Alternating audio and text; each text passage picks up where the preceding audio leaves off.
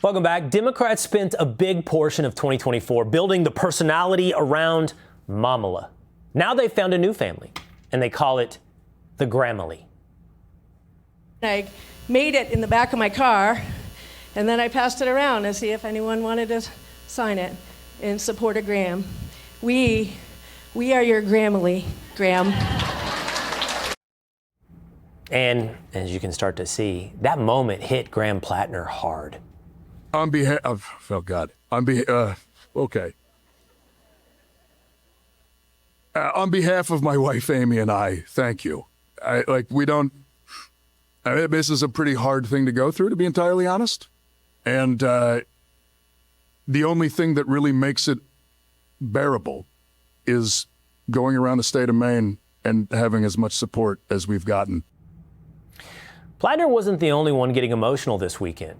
Scott Pelley is still processing life after 60 Minutes, and his description of leaving the show, a little dramatic.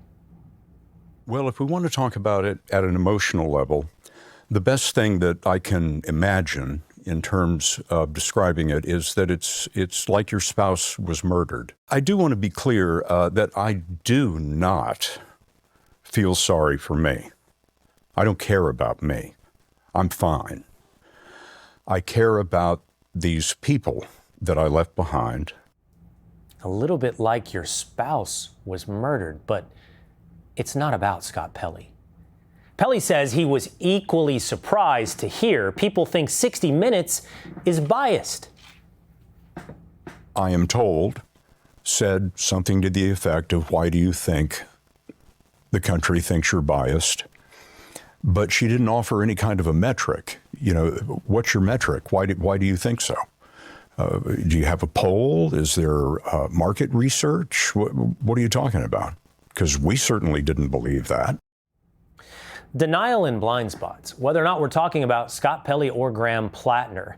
Those denial in blind spots manner any kind of sin. They cover up and excuse any kind of behavior. Far-left podcaster Jennifer Welch says we should all just relax when it comes to Graham Platner. We've all had bad boyfriends.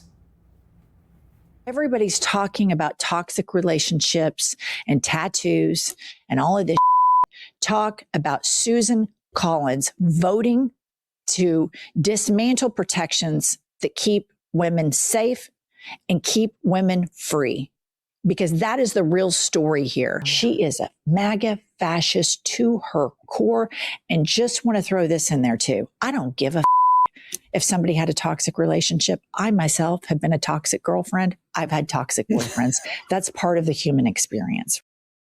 That's Susan Collins she's talking about. MAGA to her core, Susan Collins. For years, the left has told us that allegations should be taken seriously to recognize toxic and abusive behavior. But now, all of a sudden, it's just part of the human experience. My view is that even according to the New York Times piece, they said there was no harm, no injury. There was toxicity, and there was verbal intimidation, which I condemn. But Graham has made it clear that there was no evidence of violence. That, to me, is a red line. Now we're beginning to learn more about the people that helped create the Platner phenomenon.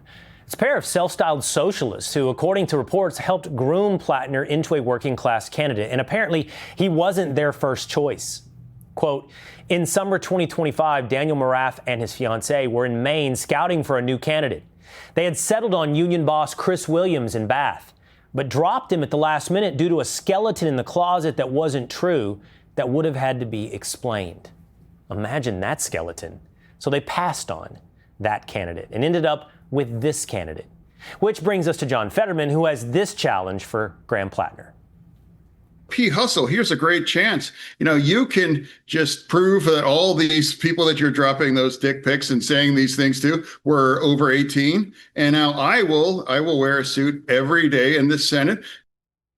Ohio gubernatorial candidate Vivek Ramaswamy joins me now. Vivek, I don't know if you have a similar campaign pledge to make like John Fetterman, if you can up the ante in any way, but if Graham Platner is the standard bearer for integrity now on the left, or at least one that can be excused, that level of integrity, where do we go from here, Democrats? Yeah, look, I mean, Will, I don't know Graham Platner. I don't know the guy. I can't comment specifically on his moral character, but I can say what we've read and what we've seen. Graham Platner, first of all, let's just observe this, is to the left, arguably, of Bernie Sanders. This is the new ascendant wing in the Democratic Party. Sounds like a socialist, like a lot of candidates across the country, like the woman I'm running against in Ohio, for that matter.